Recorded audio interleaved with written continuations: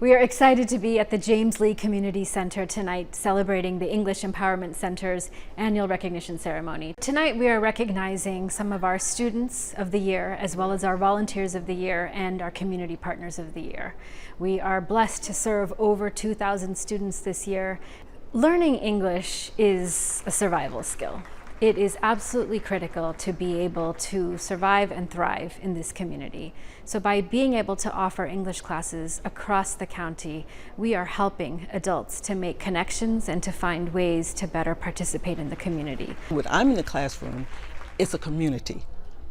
And so the students feed off my, I guess, the way I come across in class. So they see I'm including everyone, so they don't look at the differences. They help each other and, include each other. And they really build really strong friendships that you wouldn't think, a person from this area, or, whatever, they come together and they support each other. So I love it in the classroom, I do.